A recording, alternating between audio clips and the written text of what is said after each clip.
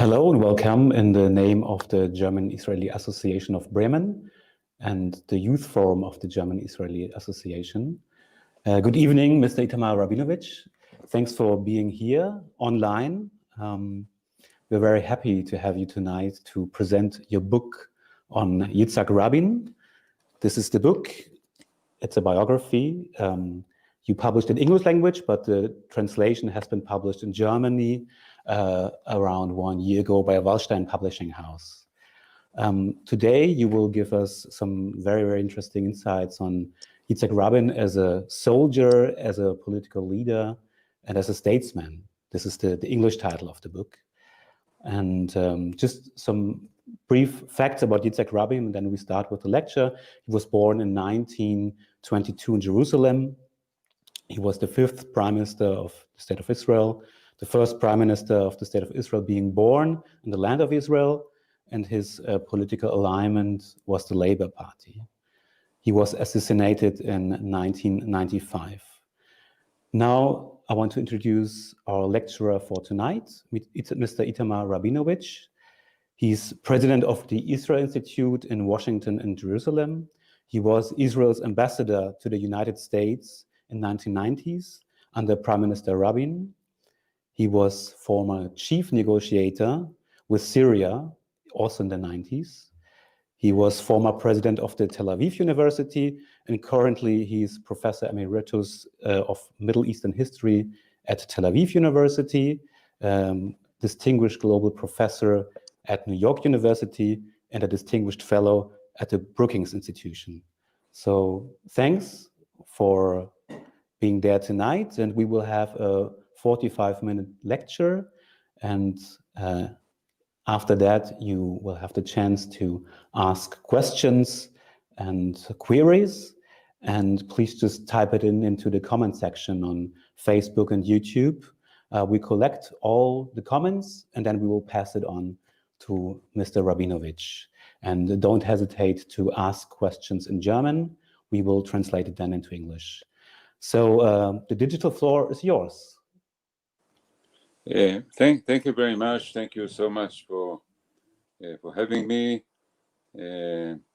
My part of my family origin is not so far from you. It's from Riga. When it was not possible for Israelis to go to Riga, I was told that if you cannot make it to Riga, go to Bremen. It's somewhat like Riga. In any event, I'm delighted to be with you online to talk about Jitzchak Rabin.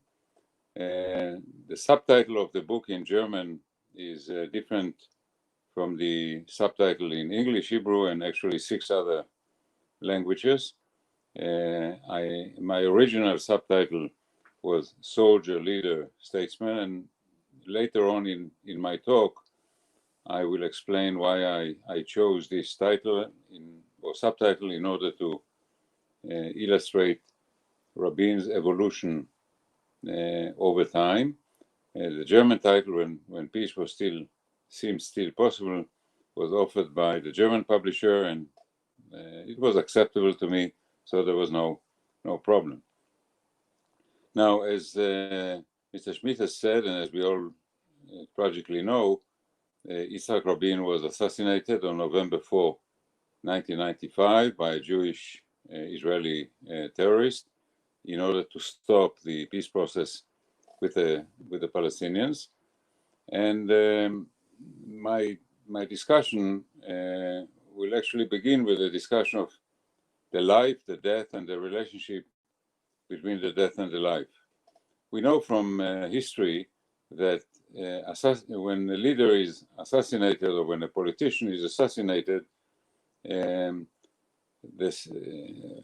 life story, the biography, the mythology, the legacy are all transformed by the assassination. It creates an entirely different legacy and mythology. Sometimes there is no mythology and there's no legacy, even if an assassination could be very important. I mean, we know the assassination in Sarajevo in 1914 that triggered World War I. But what do we really know about the life and the contribution of the Austrian crown prince. Nothing much. He's only known by his death. He's not known by his life, by what he accomplished. And as I was thinking at the time, and obviously while writing the book about the assassination of Rabin, my mind wandered to other famous assassinations, trying to look for analogies and differences. And the one assassination that was most often mentioned in Israel at the time was the assassination of Lincoln. And a very famous song sung in the United States called "Captain, My Captain" about the Lincoln assassination was translated into Hebrew, was given a beautiful melody, and became a very popular song. And the similarity is there. I mean, both were killed by political opponents in opposition to the policy they pursued. Lincoln, the liberation of the slaves; Rabin, peace with the Palestinians and withdrawal from most of the West Bank. But there was a difference. Lincoln's mission had been accomplished before he was assassinated. And in the famous song, a boat is going to the harbor. The captain is lying dead, but the mission has been accomplished. Rabin's mission was not and has not been accomplished. The Kennedy assassination, another famous assassination of the previous century. We actually do not know, I mean, we know physically who the assassin was, but who was behind him, what was the purpose of the assassination, was it political, criminal? We do not know. But like Rabin, Kennedy did not only have a death, he also had a life, and he began to have a great presidency, and the legacy of this brilliant White House that he and his wife began to construct remained. The closest analogy to the Rabin assassination was not an actual assassination, but a would-be assassination, that of de Gaulle. There were several attempts to assassinate de Gaulle in order to stop the French withdrawal from Algeria. And actually, we know that the assassin of Rabin, Yigal Amir, was very much influenced by the attempts to assassinate de Gaulle by one of the assassins who was actually executed by the French authority, and definitely it was a source of inspiration for Yigal Amir. In any event, de Gaulle was not assassinated. He completed his mission. France, fortunately for everybody, is out of Algeria, and life in France very much returned to normal. So, Rabin's assassination. We'll look a little later into what the impact of that assassination was on Israeli life and history, but I want to speak a little bit about the life itself. I said that Rabin's life was meaningful in its own right, not just illuminated by an assassination. At some point, I thought of a different subtitle for the book. I wanted to call it Native Son, because in many respects, Rabin was the ultimate, the consummate, the quintessential native-born Israeli. We native-born Israelis are sometimes nicknamed sabras, after the cactus that grows in our country, that is to say, prickly on the outside and sweeter on the inside. So Rabin definitely could be prickly and could be sweet, but his life, born in Jerusalem, as we were told, grew up in Tel Aviv in a family, very political family, very active in the labor movement in what was then pre-state Israel or Mandate Palestine. The dominant figure in the family was his mother, Rosa, nicknamed Red Rosa after Rosa Luxemburg. She was a firebrand, and when I was researching the biography and finding out about Rosa, I could see where many of the characteristics of Rabin came from his mother. His mother was very much interested in politics, but actually not in party life. She made a very stark distinction between politics and party life. She hated party life, as did Rabin when he became, paradoxically, a politician and a political leader. And in pre-state Israel, the labor movement was a very powerful force, played a role in building an embryonic state under the British authorities, which made a smooth transition from pre-state to state in 1948. It had its own education system, which he attended. He then went to a very famous agricultural high school in the Jezreel Valley. He was the outstanding student. He received a special prize from the British Mandate. And in normal times, his plan was to go to California, to the University of California in Davis, which was the best agricultural school in the world, I guess, at the time, and to come back as a water engineer and to participate in building and developing the Jewish embryonic and then full-fledged state. But this was the middle of World War II.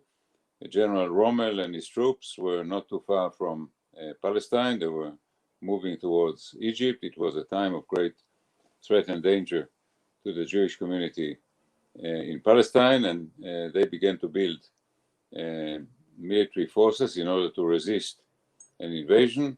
Rabin joined in, and very much at the outset, he joined the elite unit of the military force of the Jewish community. And very soon it turned out that he had a natural talent for things military. He was a very good planner. He was a very good instructor. He was a very good staff officer. The elite unit was called the Palmach, strike force. It had a commander, and the commander made him the chief planning officer, his chief assistant. He rose to the ranks. And by 1947-48, when our War of Independence broke out, he was a colonel and was sent to the most important front in the War of Independence, the road to Jerusalem and Jerusalem. Why do I say the road to Jerusalem? Because the road to Jerusalem was besieged and cut off by Arab Palestinian forces, and supplies to Jerusalem went from Tel Aviv and the center of the country by convoys. These convoys had to be protected. The Palestinians fought from the hilltops on both sides of the road to Jerusalem. It was very brutal, very difficult.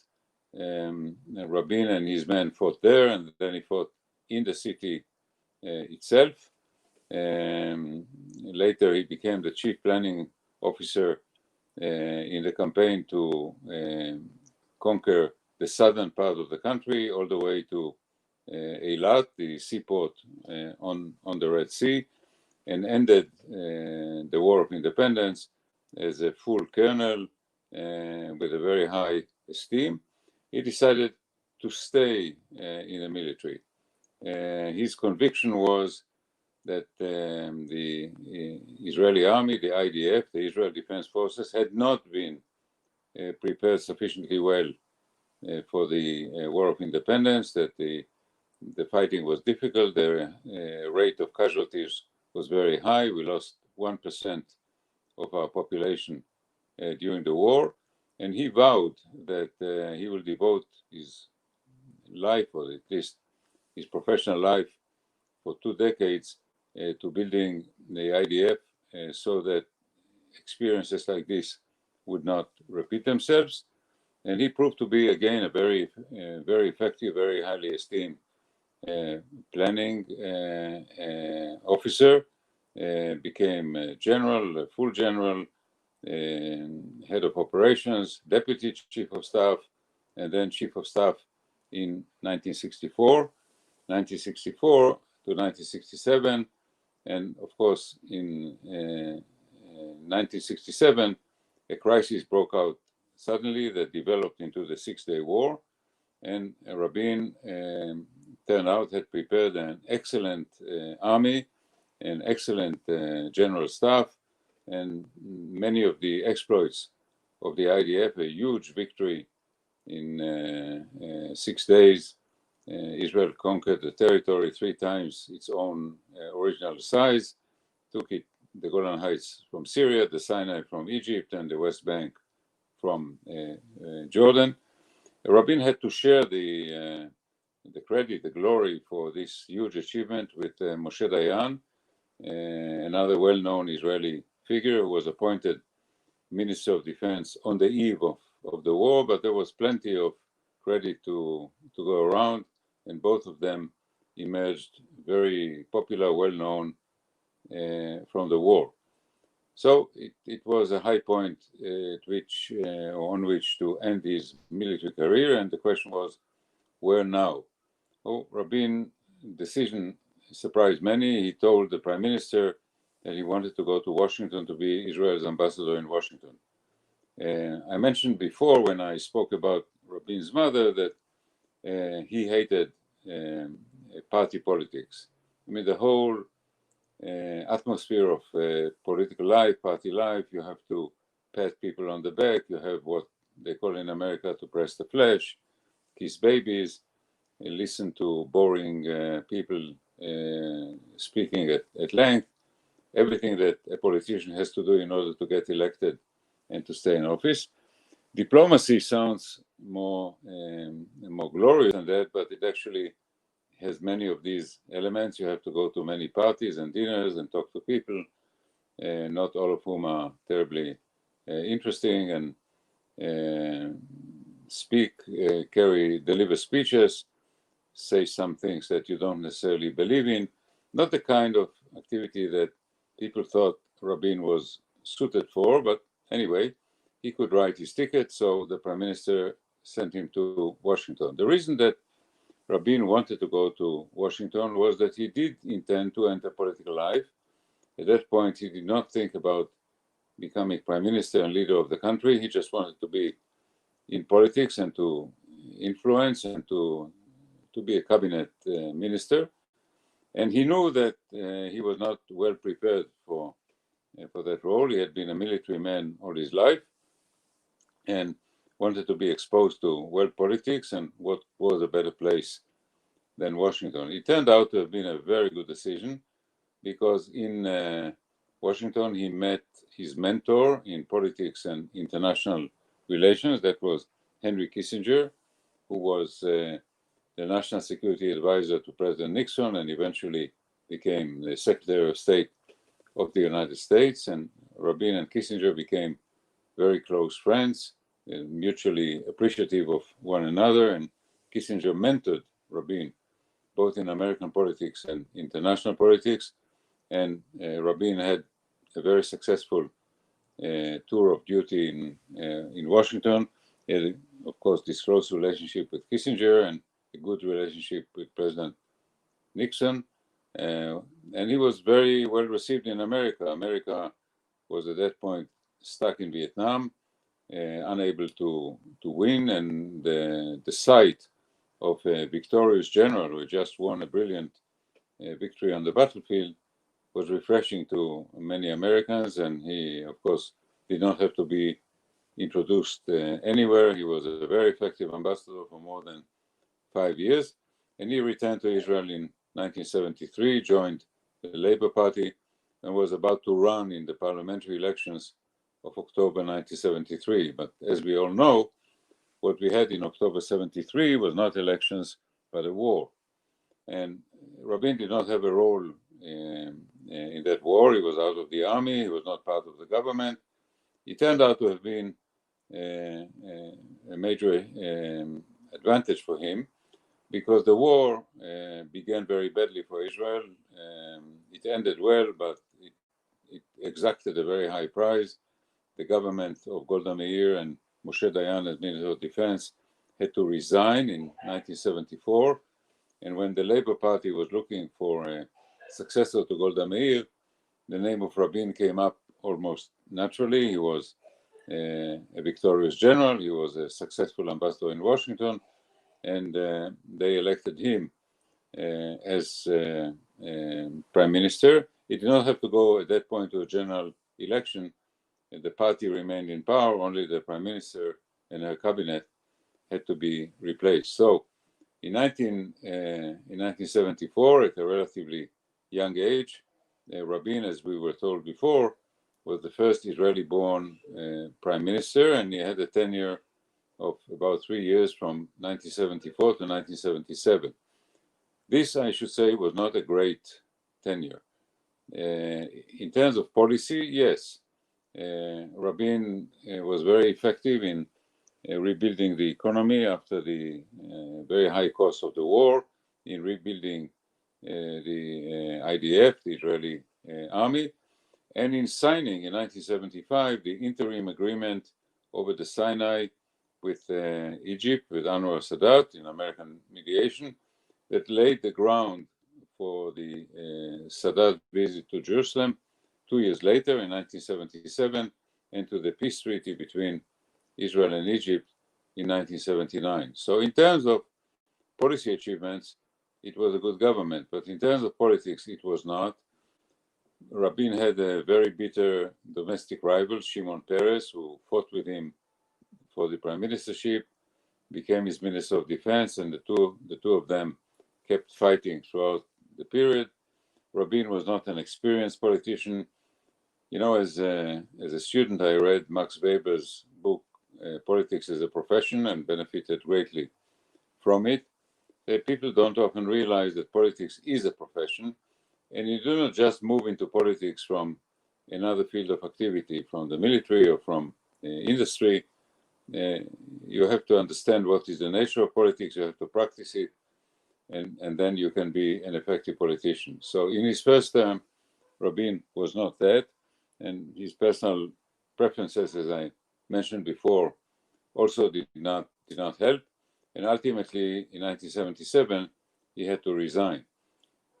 As happened more than once in his career, what seemed as a setback at the time turned out to be an advantage in the long run, because in 1977, the Labour Party, for the first time in the history of the state, almost 30 years of history of the state, and 20 years of pre-state political history, let's say a hegemony of 50 years, was defeated by the right wing, by Menachem Begin and his party. The loss was sustained by Shimon Peres, not by Yitzchak Rabin.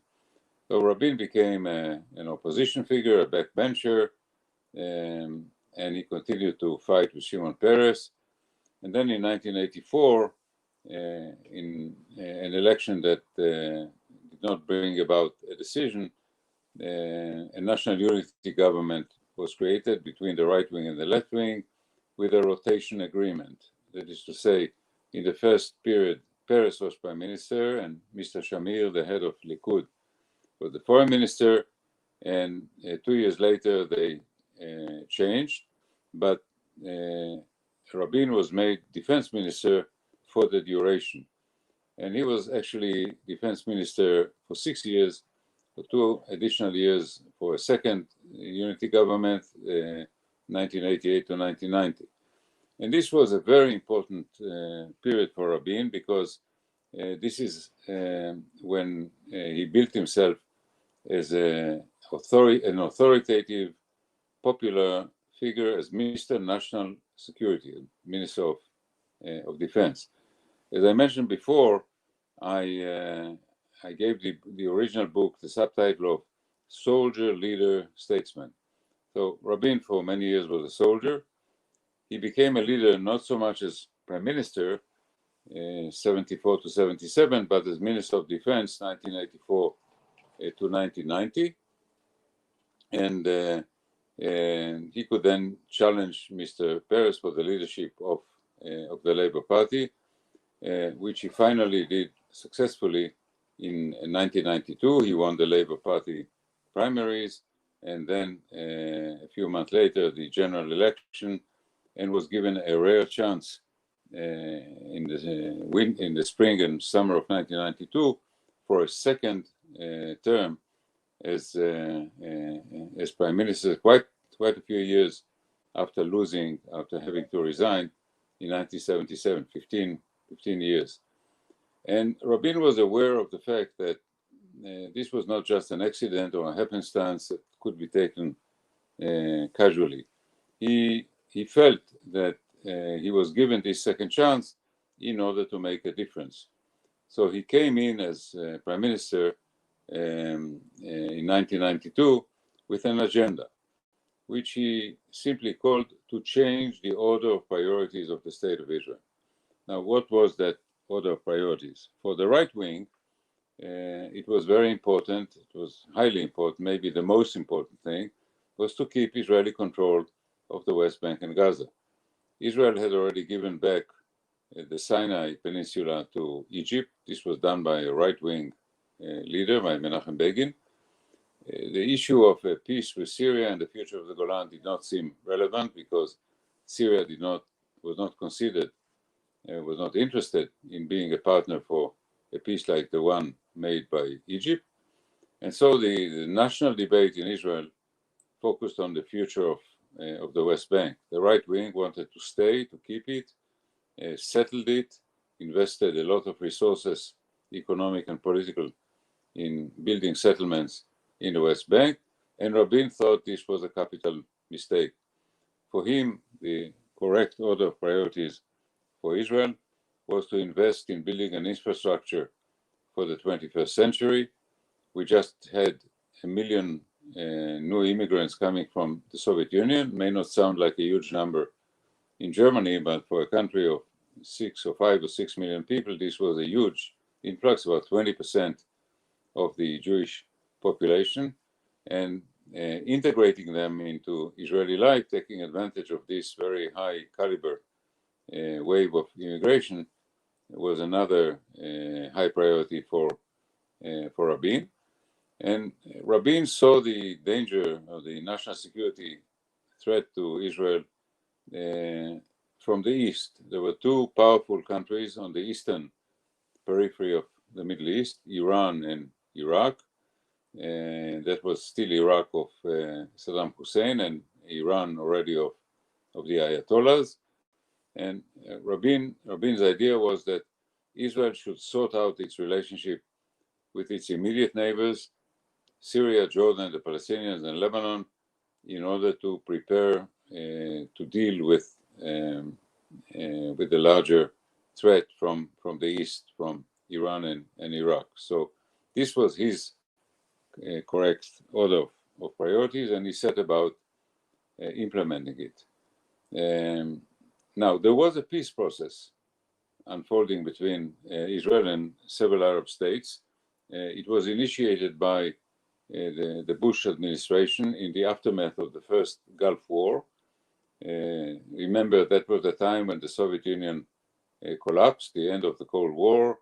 America enjoyed a huge prestige and an unprecedented position in the Middle East. It had just liberated Kuwait, defeated Saddam Hussein, and there was no Soviet competition. And Bush and his Secretary of State Baker decided that this was the time to try to once and for all resolve the Arab-Israeli conflict. They convened a conference in Madrid, and several rounds of negotiations were taking place in Washington.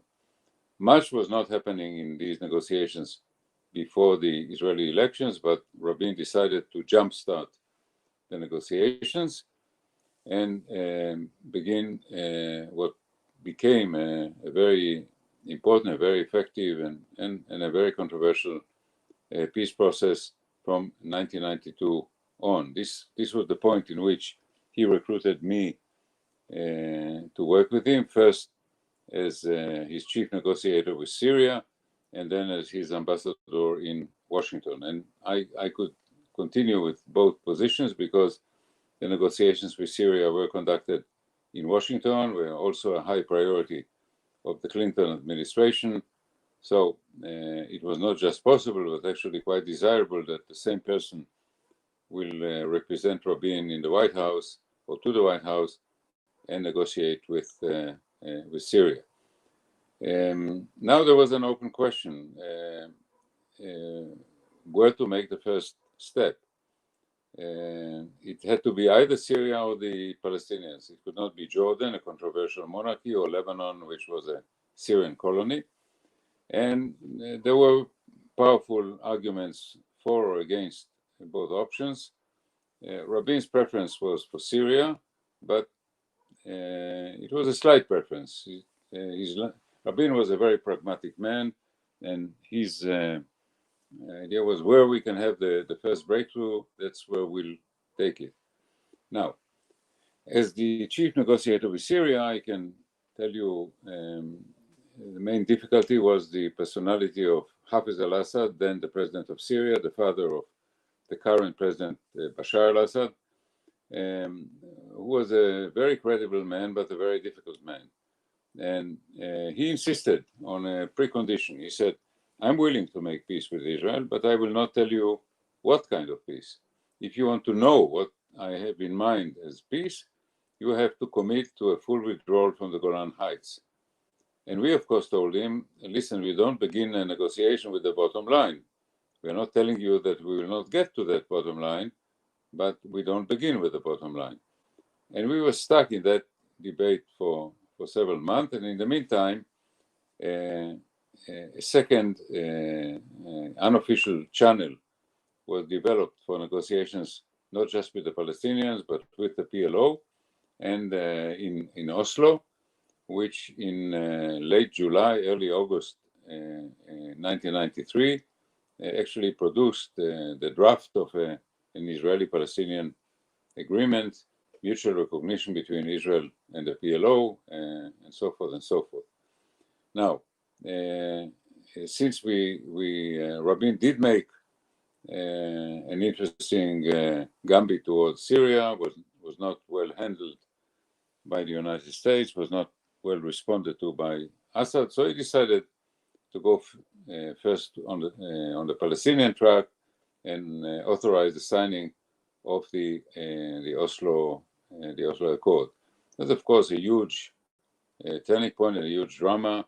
Rabin himself regarded Arafat as a devil and the PLO as unacceptable, but he came to the conclusion that there was no point in trying to negotiate with other Palestinians, because the other Palestinians that he tried to talk to, the local leaders in the West Bank and Gaza, it turned out were taking the orders from the PLO anyway.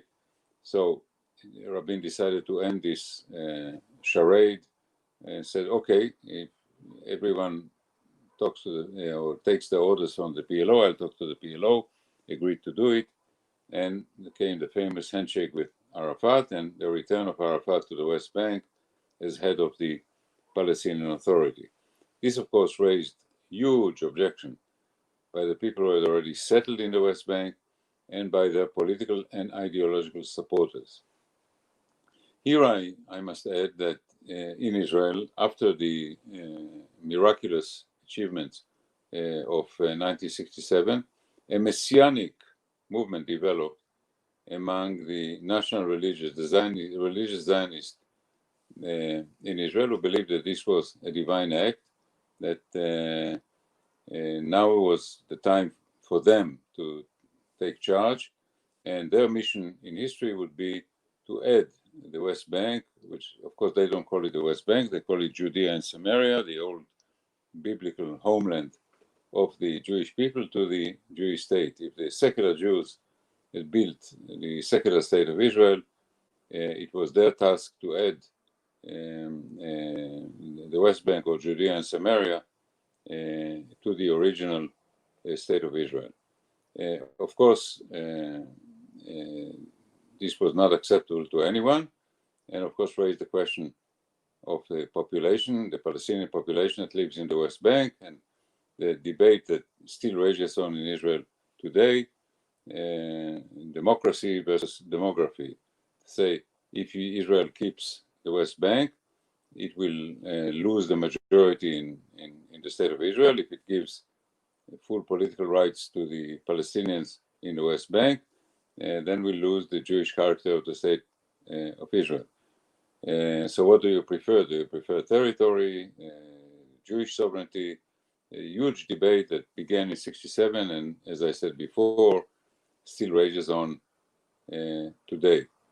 And Rabin continued in this process. In 1995, we signed the second phase of the Oslo Accords, the Oslo II. At that time, the incitement against him by the right wing, particularly by the settlers and particularly by a radical group of settler rabbis, reached a zenith. They, in a way, they sanctioned his assassination. We know that the assassin did go to rabbis to ask for their blessing and was given not an explicit but an implicit blessing to proceed with the assassination. And on November 4, 1995, Rabin was assassinated, was replaced by Shimon Peres. Shimon Peres decided not to call for an immediate election that would have given him a victory. He didn't want to be elected as Rabin's avenger. And he decided to try to complete a negotiation with Syria, and unsuccessfully. He ended up going to an early election in the spring of 1996 and lost it to the leader of the right wing, Benjamin Netanyahu, who thus began a very lengthy term in office, interrupted a couple of times, but he's been our prime minister longer than anybody else. And so we come to the question is, what was the impact of the assassination? Most people begin or stay with the argument that the assassination ended the peace process, that the assassination of Rabin was the end of the peace process. I don't share that view. Of course, it did affect the peace process, it did slow it down, it did cause damage to the Oslo process, but the peace process did not end. If we look at the intervening years, Shimon Peres himself, Ehud Barak, Netanyahu to some extent, Ehud Olmert continued in the peace process. Ariel Sharon, who used to be the leader of the extreme right wing in Israel, when he was prime minister, took Israel out of Gaza and destroyed the settlements in Gaza. Ehud Olmert put on the table in his negotiations with Abu Mazen a very far-reaching peace proposals that Abu Mazen unfortunately did not accept. So that was not the end of the peace process. Where we do see the difference that the assassination made was in Israeli domestic politics. A line was crossed when an Israeli prime minister was killed by a Jewish person on ideological grounds after a long period of incitement and violence against him. And we have not fully recovered from that. Of course, Israeli democracy is there, alive and well, and when the elections take place and people win and lose and so forth, but there are some anti-democratic forces in Israel. There is violence, there is continued incitement for violence. Some of the rabbis who issued very radical, dangerous statements before the assassination are still there in the West Bank settlements and continue to issue outrageous settlements.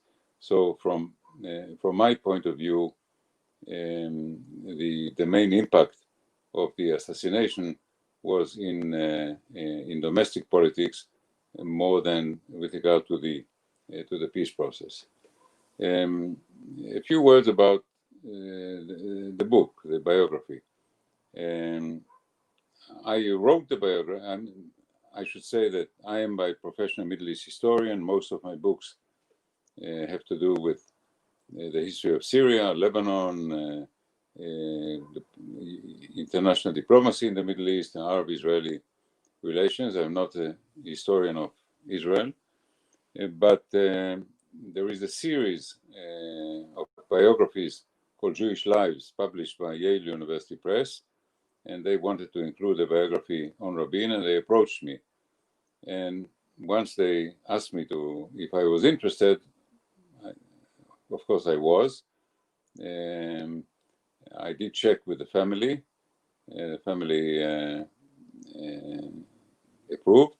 You know, it's not easy to write a biography of a dead person when the family is still around and have their own views. But they were very cooperative and very gallant about it. Never asked to see the manuscript before it went to press and so forth. And I started the work on the book. I did not have to invest a lot of effort in the second half of the book. From 67 on, this was a period I knew very well, both from my life and work and from research and writing. I did have to teach myself to research and teach myself about Rabin's family background, his childhood, the military career in the early days of World War II and the War of Independence. And I did what historians do. I went to archives, I read letters, I interviewed people. And it of course was for me a very moving exercise. This was someone I knew very well, I liked. We had developed, as we worked together, a very close personal relationship. But of course, when you write someone's biography and you go into the detailed and intimate aspects of his life, you learn more. I was not surprised. I said the difference for me was like shifting from black and white to color.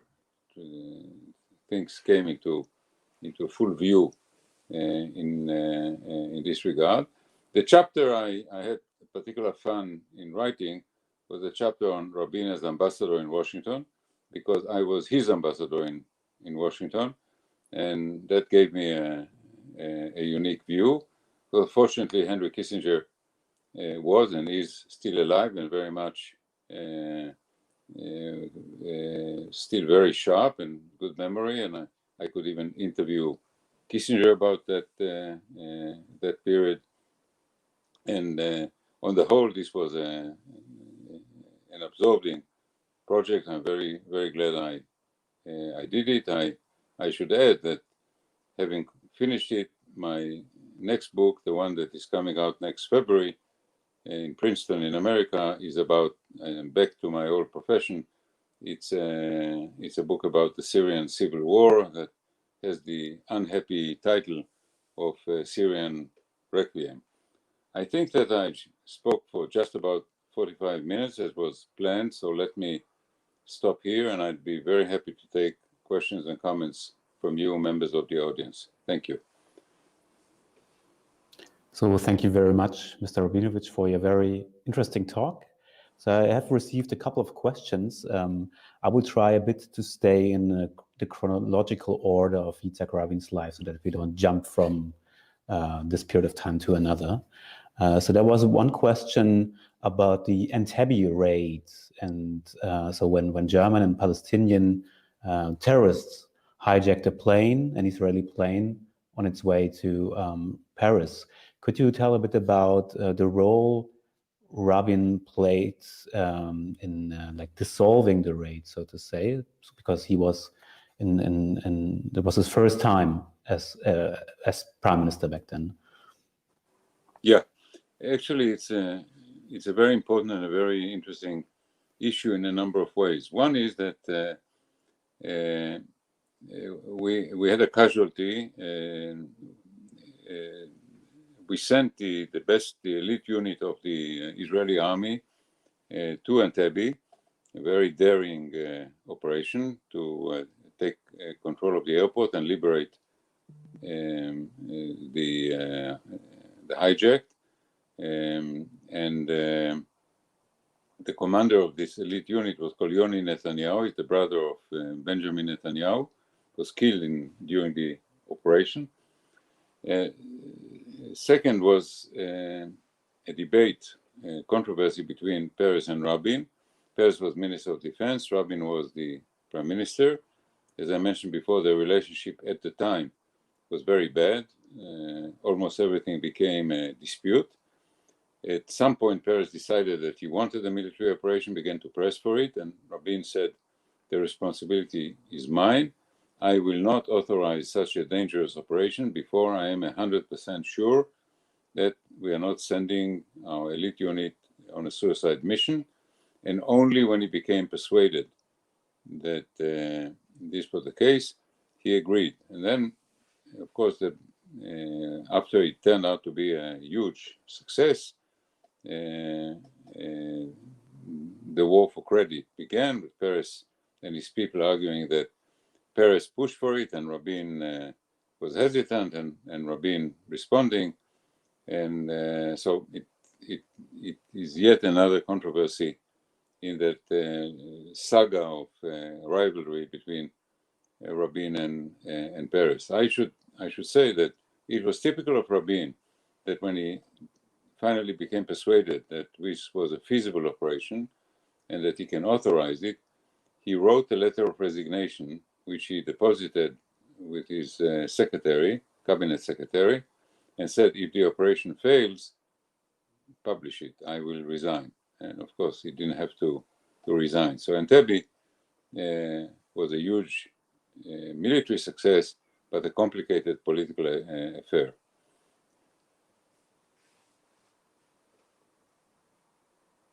Back on track. Thank you very much for answering this question.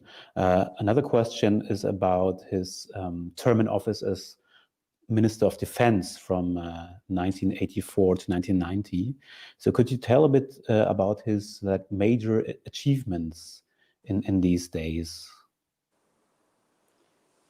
Yeah, he in 1984 to 1990, one was the overall responsibility for keeping to build and develop the IDF. So that by that time, the danger of an Iranian nuclear weapon was already looming, and one had to make decisions that were not always publicized, but had to do with that, including, for instance, the question is, what fighter aircraft do you buy for the Air Force, on the assumption that they may have to be sent all the way to Iran. So not everything was publicized at the time, but some very important decisions were made in that regard. There was a second important difficult issue in Lebanon. In the aftermath of the 1982 war in Lebanon, Israel withdrew from the area of Beirut to the south of Lebanon. It remained in Lebanon, unfortunately, until 2000, but we had a war of attrition with Hezbollah in South Lebanon. It was very difficult to manage. And here I'd like to mention an aspect of Rabin's leadership that was very important. We had casualties in Lebanon. When we had casualties, it would be typical for Rabin to appear on television, look at the audience straight from the screen of the television and say, unfortunately, I have to tell you that we lost so and so many men this week. I am the Minister of Defense. As such, I am responsible, and the responsibility is mine. This is not what politicians typically do, but this was vintage Rabin, and this was one of the qualities that gave him the trust of the public. Rabin, I would say, was not a charismatic leader. He was not a galvanizing speaker. People did not run after him the way they adored and idolized charismatic leaders like Menachem Begin or Moshe Dayan, but he had authority and people respected him, and that was the source of his position. Thirdly, we had the Palestinian Intifada, began in 1988. Here as Minister of Defense, Rabin did two things. One is, in this shared government with the right wing, he wanted to negotiate an autonomy deal with the Palestinians to negotiate not with the PLO at the time, but with local leaders. So he wanted to negotiate an agreement. At the same time, when the Intifada broke out, he decided to crush it because, in his view, if the IDF, the army, was challenged, the IDF had to win. And that did not make him popular among the Palestinians and the Arabs, a position that changed only in the next decade when he became identified with the Oslo Accords. Okay, thank you very much. So another question about his second term in office. So could you tell us a bit about the peace treaty with Jordan in 1994, which was the second peace treaty with an Arab neighbor country after the peace treaty with...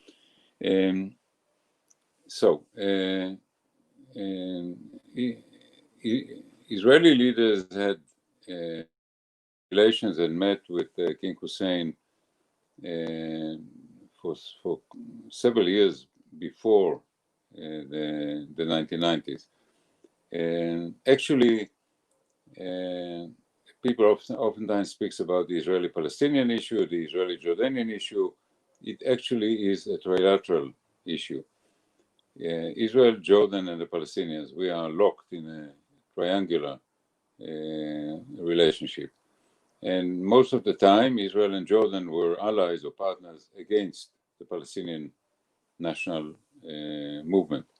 And so Israeli leaders, both of the right and of the left, used to meet with King Hussein in a variety of places over the years. And Rabin, of course, had known King Hussein for many years. Problem with King Hussein was that you could not translate that relationship and that cooperation into a peace treaty, because King Hussein would say, you want me to make peace? I'm happy to make peace with you. You just have to give me back the whole West Bank. I'm a monarch in a modern age. I am somewhat, my authority is challenged. I cannot afford to make a territorial compromise in the West Bank. I need to have the whole West Bank, and then I can make peace with you. That, of course, was not acceptable to the Israeli side, and so no progress towards peace was feasible. Paradoxically, what changed it was the Oslo Accord, the agreement between Israel and the PLO. But two things happened. One, once the Palestinians recognized Israel, it became much easier for King Hussein and Jordan to recognize Israel and establish normal diplomatic relations. The second, King Hussein and the Jordanians did not like the Oslo Accords, but they felt that a new reality was created and that they had to be part of the game. There was yet another aspect to this, was the need for Jordan to rebuild relations with the United States, because during the Gulf War, the first Gulf War, and Hussein was, and Jordan actually cooperated with Saddam Hussein, and there was a lot of anger in Washington with regard to Jordan, all of which persuaded the Jordanians that it was time to, as we say, cross the river and make peace with Israel, and that was completed in stages in 1994. I remember in the spring of 1994, I received a phone call from asking me to come to the State Department, and I was told by my American counterparts that the Jordanians called in their ambassador in Jordan and told him that they were willing to make a significant step towards peace with Israel. Not quite full peace, but a significant step. I called Rabin on the phone and we discussed it, and we decided to tell them that we wanted to go for non-belligerency. Now you may ask, why would they do it through the Americans? The answer is what I mentioned before. They wanted to fix their relations with the Americans and therefore give them a role in the peacemaking with Israel. So we first signed non-belligerency in Washington in the summer of 1994, and then in October 1994, negotiations were completed, and we were able to sign a full-fledged peace treaty, the second peace treaty that Israel had with an Arab state. I should add parenthetically that we are now in a period in which the whole complexion of Arab-Israeli relations is changing. Arab states are normalizing relations with Israel. We had the Emirates, we had Bahrain. I'm not sure about Sudan, but today we are told here that the Americans persuaded Morocco to establish full normal diplomatic relations with Israel. And Morocco, in fact, had a semi-relationship with Israel. Israelis could go to Morocco, but we did not have diplomatic relations. This is now changing, but that's a different issue that doesn't have anything to do with our topic.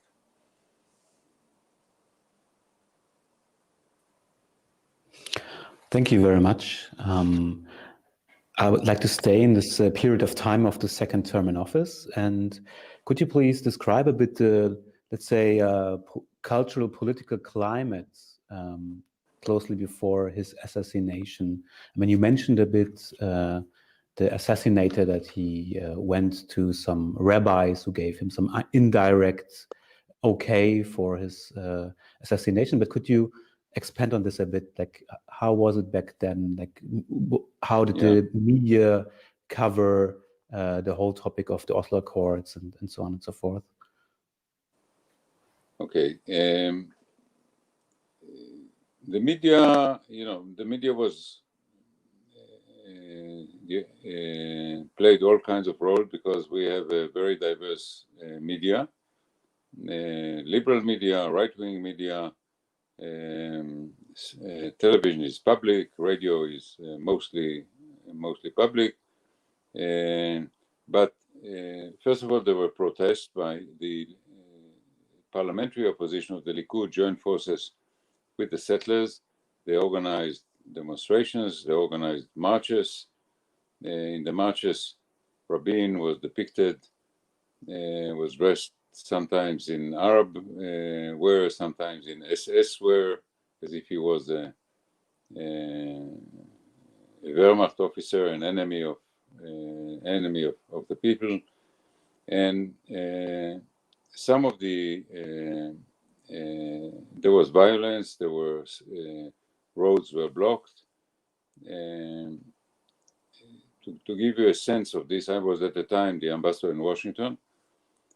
I used to receive a phone call from a congressman from the New York area complaining about the arrest of a constituent of his in the West Bank. So it turns out at the time there were quite a few settlers who came from the United States, from Orthodox Jewish families.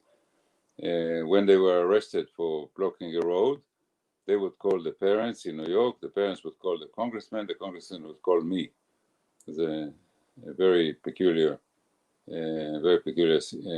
situation.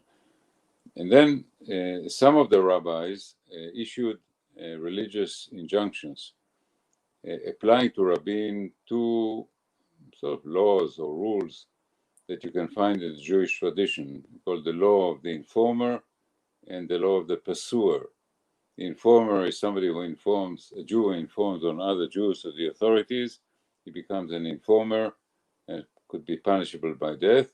And the pursuer is a Jew who pursues other Jews, also punishable by death. So some of these radical rabbis in the West Bank issued these two rulings about Rabin, which sanctioned the assassination. And then more specifically, the assassin, who was a law student in a religious university, went to one of the rabbis and I said he did not receive an explicit blessing for the act, but he explained what he wanted to do. The rabbi did not tell him, don't do that. So, which he saw as an implicit sanctioning of the act. This period of the summer of 1995 and the early winter, say from July 1995 to November 1995 was a very ugly period in our history.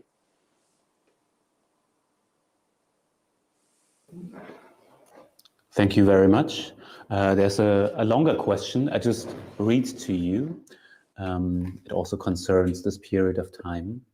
So it says, Arafat as a discussion partner was repulsive to Rabin. I got this impression when I read the book. He doubted Arafat's character completely, and in the end, it was even difficult for him to shake hands with him in the presence of Bill Clinton at the end of the peace talks. Please tell us something about this relationship and why Rabin jumped over his shadow. And in addition to that, was Rabin worried about enemies from the inner circle of Israeli politics? Why was he able to make Sharon his security advisor? Yeah, let me first deal with the last question. This making Sharon the security advisor happened in the first term, not in the second term. So it's a different issue. I'll speak about it separately. Now, Rabin was a pragmatic political leader. He, for many years, saw the PLO and Arafat as deadly, dangerous, unacceptable enemies. But when he decided that it was time to separate from the Palestinians and he was looking for a partner that would be the valuable partner, the partner that you can do business with, he discovered through trial and error that the only one who could deliver was Arafat. That any other leader that he tried to speak to, the notables, local leaders in the West Bank and Gaza, they always took instructions from Arafat. So he came to the conclusion that you had to talk to Arafat himself, and he did it. At first was reluctant. The handshake on the lawn of the White House in September 1993 was very difficult for him, but he did it. He never fully trusted Arafat. Arafat was not a trustworthy person, so it was one of our paradoxes, was that Arafat was not fully reliable. He was the only one who had the authority to make an agreement, but when he made an agreement, he did not always live up to it. It was different from, let us say, Hafez al-Assad of Syria, who was very difficult to negotiate, but when he made a deal, kept it to the letter. So Rabin was uncomfortable dealing with Arafat, but he did it because he figured out it was the only way it could be done. Actually, the Israeli public could accept it, and the awkward way in which he shook hands with Arafat on the White House lawn made a very good impression on the Israeli public. They saw a leader who agonizes over the decision and yet ultimately making it. Now, with regard to Sharon, again, unlike Germany, Israel is a small country. It is less small now. We are now on the size of several mid-size or small European countries: Belgium, Denmark, Sweden, and so forth. More or less 9 million people. But for many years, we're a very small country, a very small elite.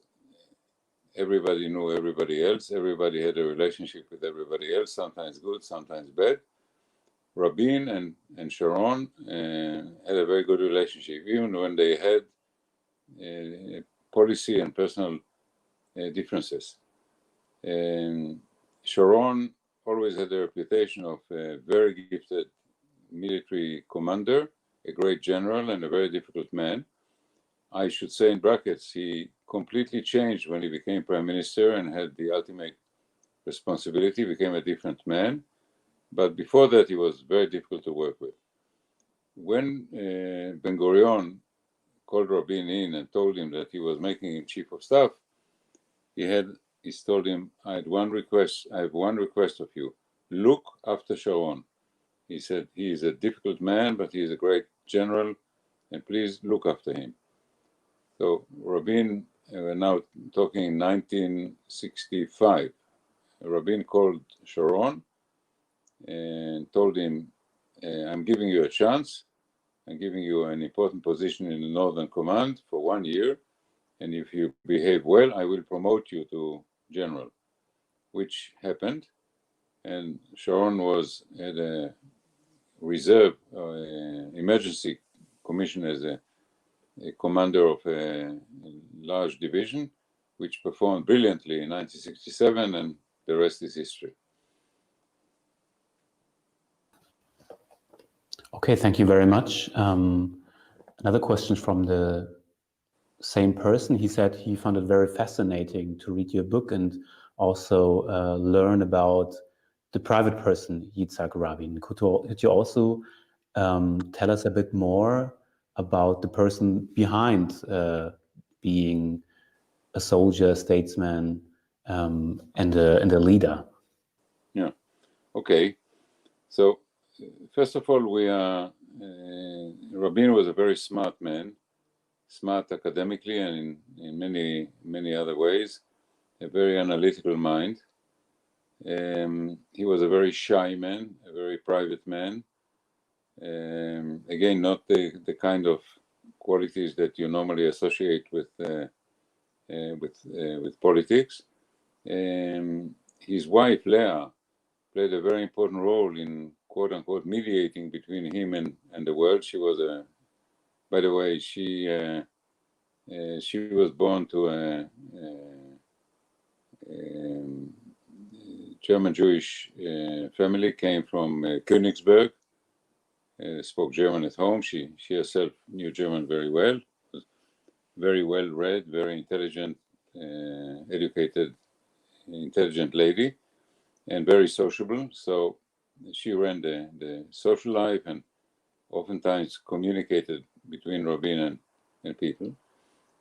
When Rabin trusted you, he trusted you, but it took time to build a trust. And if you missed or ruined it by not telling the truth, that was the end of that. He could not tolerate people who lied to him. So once you penetrated through this rough exterior, the shyness and so forth, he was actually very accessible and a very nice and soft person to work with, but that was the privilege of few, not the privilege of the many.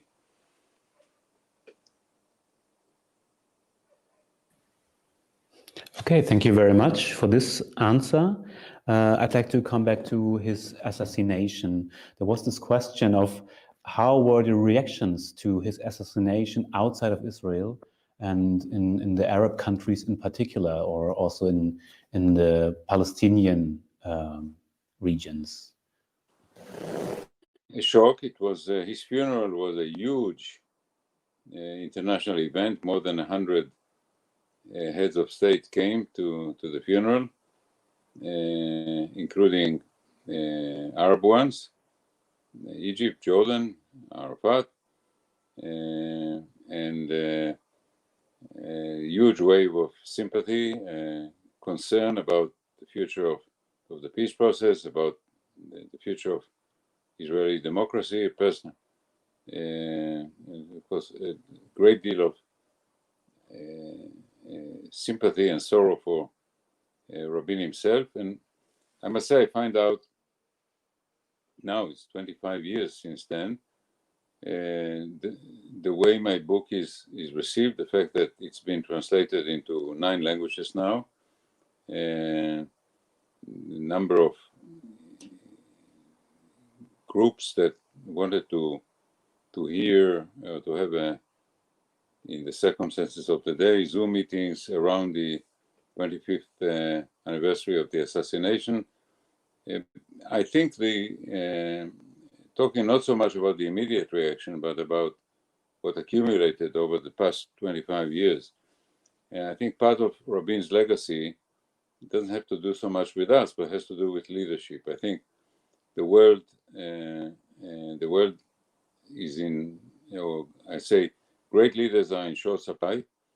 You are lucky to have an effective leader in Germany, but most countries in the world don't have very effective leaders right now. And against that backdrop, the figure of Rabin as someone who could make bold decisions, who became, as I note in the book, not just a leader, but a statesman, looms as a rare phenomenon. And part of the interest on the legacy has to do with that.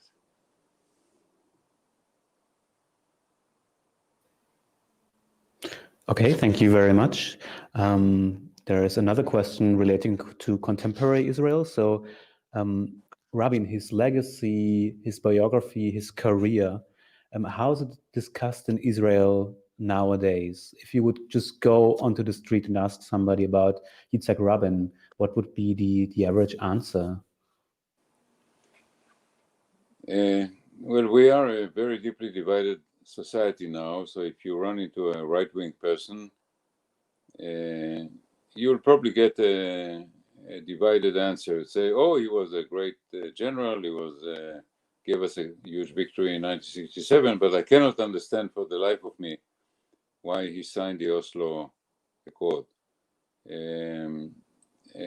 Others are liberal and so forth. For them, he remains the great leader, the kind of leader that we want to have. As you know, we now have a prime minister who is, on the one hand, very successful, but at the same time controversial. He is going to face a court case in the next few weeks.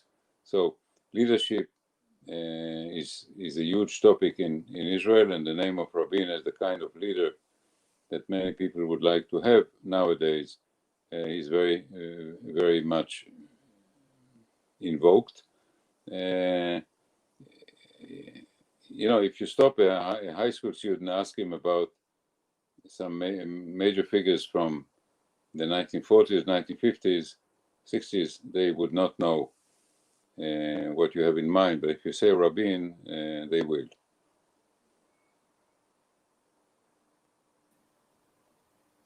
Thank you very much. There's another question. Unless we don't receive anything right now, I would also say that this is the last question because it's a nice closure, so to say. The question was like, Rabin is known as a very important politician favoring peace. Will there be a Rabin again in Israel?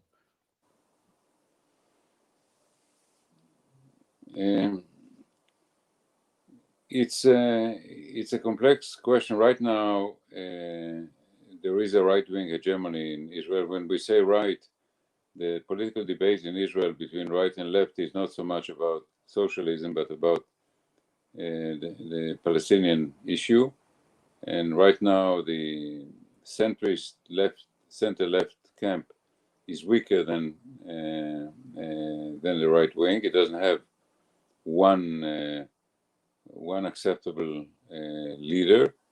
The challenge to Netanyahu is actually now these last few days comes from the right and not from the center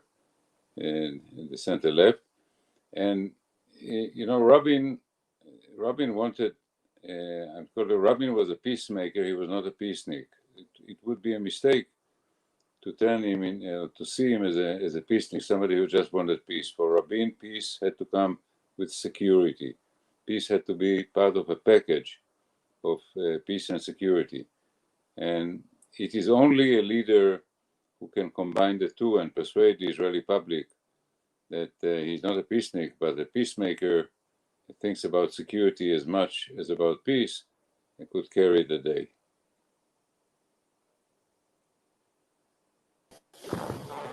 Okay, thank you very much. There was just another question referring to your career. If you ever thought about becoming a politician as well? No, I thought about it. I was offered a few times to enter politics, but to put it briefly, my skin is too thin for politics. I had the privilege, because of my work with Rabin and my close relationship with him, to be in the innermost circle of Israeli politics for 4 years. participate and to watch for 4 years. So I'm not sure that I could do better than that in real politics, but to pay the price of being in politics nowadays with the kind of media that we have, with the rough political culture, it's not for me personally. Okay, thank you very much. You're very welcome. That's a very, very interesting talk.